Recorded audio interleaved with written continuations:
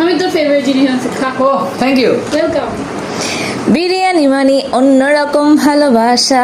Biryani is another kind of inclination. Biryani মানে আমার কাছে নেশা। For me, biryani is kind of fixation. চাই না তো কিছু আর বিরিয়ানি ছাড়া। Doesn't want anything apart from biryani. Yes brother, I am biryani lover. Yes, brother, I am also biryani lover. ওকে, গানটা তো গাইলাম আমরা বিরিয়ানি নিয়ে, কিন্তু আমি এই বিরিয়ানির গানটার মধ্যে দুটো ওয়ার্ড ইউজ করেছি, একটা হচ্ছে ইনক্লিনেশন আর একটা হচ্ছে ফিক্সেশন। একটু এটার বাংলাটাও জেনে নিই।